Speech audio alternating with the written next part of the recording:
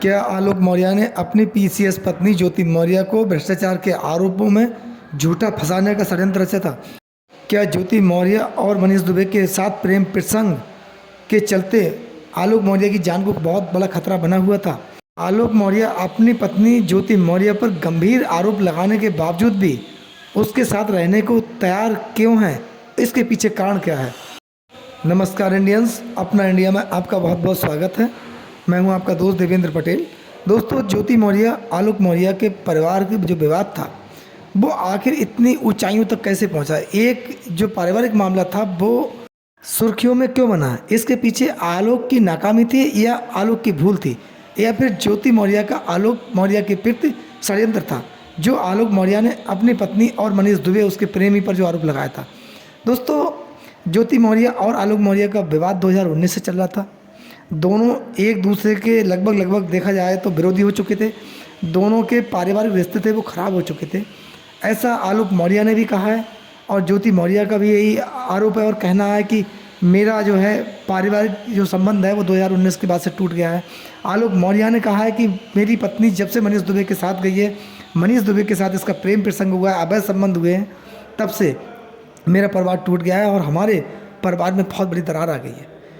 क्या कुछ लोगों का यह कहना है कि आलोक मौर्य अपनी पत्नी के नाम पर बड़ी गाड़ियों में और हुटर बजाते हुए निकलते थे। आलोक मौर्य नीली बत्ती गाड़ी में चलते थे, यानी कि जो राजसी ठाट बाट है वो केवल ज्योति मौर्य की वजह से आलोक मौर्य का परिवार और आलोक मौर्य उसका आनंद और लुत्फ ले रहे थे।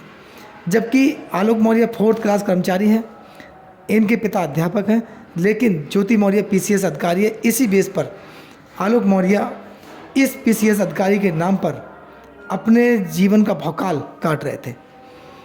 वो भौकाल में कहीं ना कहीं ज्योति मौर्य ने कमी कर दी।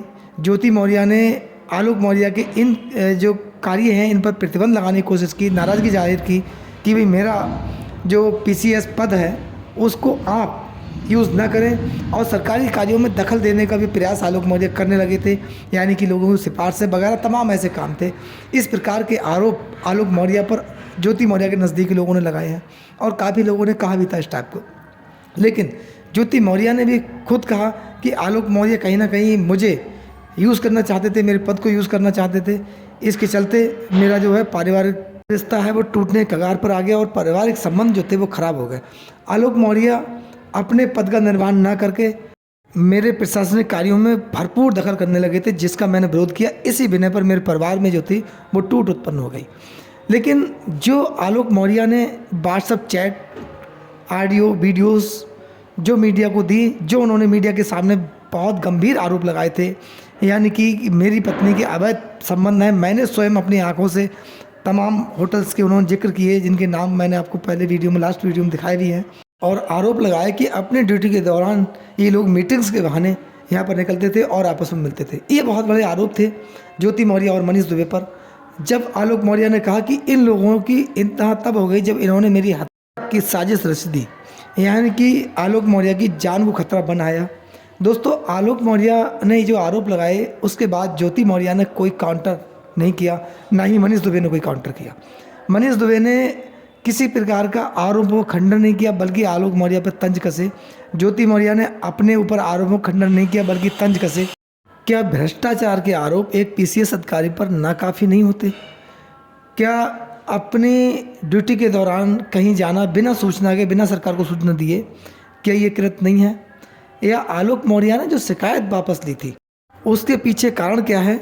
एक आलोक मौर्य ने स्टार्टिंग में इतनी बड़ी शिकायत की, स्वयं मीडिया के सामने आए, उसके बाद एकाएक आलोक मौर्य ने शिकायत वापस ले ली। यानी कि यहाँ तक भी आरोप लगे कि आलोक मौर्य केवल अपनी पत्नी से संपत्ति चाहते हैं, धन चाहते हैं और अपनी पत्नी के पद का भौकाल चाहते हैं। ऐसा ज्योति मौर्य करने नहीं देती है। लेकिन इसके ठीक उलट आलोक मौर्य का कहना है कि मेरी पत्नी के अवैध प्रेम प्रसंग, अवैध संबंधों की वजह से मेरा परिवार विखंडित हुआ है, मनीष दुबे की वजह से।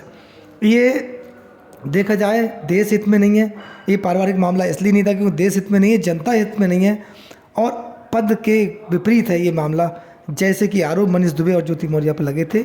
और आलोक मौर्य ने शिकायत ली वापस, इसके पीछे कारण क्या है ये भी एक जांच का विषय था। अगर आलोक मौर्य ने असत्य शिकायत की थी जिसमें सत्यता नहीं थी, झूठी शिकायत थी, ऐसे में आलोक मौर्य के खिलाफ कार्रवाई होना स्वाभाविक है और होना भी चाहिए थी। लेकिन अगर ज्योति मौर्य के खिलाफ आलोक मौर्य ने जो शिकायत की थी उसमें सत्यता थी, तब इसमें आलोक मौर्य की शिकायत वापस लेने या न लेने से कोई फ़र्क नहीं पड़ना चाहिए, क्योंकि ये आलोक मौर्य का निजी मामला नहीं था, पारिवारिक मामला नहीं था, मामला भ्रष्टाचार का था, अवैध धन वसूली का था और अवैध संपत्ति अर्जित करने का मामला था। हालांकि प्रयागराज कमिश्नर ने इसमें अपनी रिपोर्ट शासन को भेजी, उसमें कहा ज्योति मौर्य के खिलाफ किसी प्रकार का कोई एविडेंस नहीं मिला है जिसमें भ्रष्टाचार के जो आरोप हैं उनकी पुष्टि हो सके, यानी कि ज्योति मौर्य पर भ्रष्टाचार के आरोपों की पुष्टि नहीं हुई। ज्योति मौर्य को कमिश्नर के द्वारा क्लीन चिट दी गई, जिसमें अगले फाइल बंद होने की भी सिफारिश है, क्योंकि अब ये प्रकरण स्वतः बंद हो जाना चाहिए। लेकिन अगर आलोक मौर्य अपनी पत्नी पर गंभीर आरोप लगाते हैं, शिकायत वापस लेते हैं, और यहाँ पर एक बात कही जाती है महिला विकास मंच के अध्यक्ष बीना मानवी के द्वारा कि दोनों परिवारों का आपस में एक प्रकार से समझौता हो गया है, दोनों एक ही साथ रहेंगे और ज्योति मौर्य आलोक मौर्य एक साथ रहेंगे। लेकिन मनीष दुबे का क्या? प्रश्न यह बनता है, क्या आलोक मौर्य का मनीष दुबे समझौता हुआ है या आलोक मौर्य ने मनीष दुबे पर झूठे आरोप लगाए थे, हत्या करने की साजिश का आरोप ज्योति मौर्य और मनीष दुबे पर? ऐसे में अगर आरोप जो था गलत था, तब आलोक मौर्य पर एफआईआर दर्ज होनी चाहिए थी, लेकिन नहीं हुई, कार्रवाई नहीं हुई। और सत्यता थी तो मनीष दुबे पर कार्रवाई क्यों नहीं हुई और ज्योति मौर्य पर कार्रवाई क्यों नहीं हुई? ये कहाँ का मामला? भ्रष्टाचार के मामले को ब्राम दे दिया गया, ठीक है, लेकिन इन मामलों पर जांच अधिकारी के द्वारा कोई ना ही उस शिकायत पर और ना ही आलोक मौर्य के आरोपों पर कोई जांच के बिंदुओं में ये बात खोली गई या कही गई कि मनीष दुबे के खिलाफ जो आरोप थे आलोक मौर्य गलत थे, या फिर मनीष दुबे ने ही इसका खंडन नहीं किया। इसके पीछे कारण क्या है? उनकी पत्नी तनु पाराशर ने भी विरोध किया मनीष दुबे का, और आलोक मौर्य ने भी तनु पाराशर का नाम लिया था कि मेरी बात तनु पाराशर से होती है, वो मेरी बहन जैसी है, वो मेरा सहयोग कर रही हैं, और उन्होंने कुछ एविडेंस मुझे मनीष दुबे के खिलाफ दिए हैं। ये आलोक मौर्य के बयान थे, वो एविडेंस कहाँ गए आलोक मौर्य के पास? ये प्रश्न बनता है। दोस्तों, इससे अगर देखा जाए तो देश की जनता के साथ एक भ्रामक स्थिति पैदा कर दी गई कि यहाँ पर दोषी कौन है और निर्दोष कौन है, सत्य कौन है, असत्य कौन है, जीत किसकी हुई, जीत सत्य की हुई या असत्य की हुई? ज्योति मौर्य अगर वास्तविकता में भ्रष्टाचारी नहीं है, क्लीन चिट मिली, अच्छी बात है, हम उनका समर्थन करते हैं, सहयोग करते हैं। लेकिन ज्योति मौर्य पर जो उनके पति के द्वारा अवैध प्रेम प्रसंग, अवैध संबंधों को जो आरोप लगाया गया था और हत्या करने की साजिश जो का आरोप था, उस पर जांच क्या हुई? अगर ज्योति मौर्य और मनीष दुबे ने हत्या करने की जो साजिश रची थी बकौल आलोक मौर्य, तो उस पर एक्शन होना चाहिए था। मनीष दुबे के खिलाफ महिला होमगार्ड का जो मामला था उसमें जांच भी हुई, उस पर एक्शन होना चाहिए था।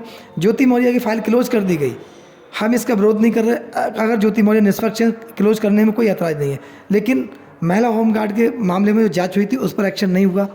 दोस्तों, गरीब की बात केवल उस समय की जाती है जिस समय वो वोट डालता है, या गरीब की बात केवल मंचों से कही जाती है अधिकारियों के द्वारा, या फिर गरीबों के साथ वही समान व्यवहार होता है जिस प्रकार वो जब शिकायत लेकर उच्च अधिकारियों के पास जाते हैं उनके साथ ठीक उसी प्रकार का व्यवहार होता है जिस प्रकार का व्याख्यान अधिकारियों के द्वारा मंचों से किया जाता है।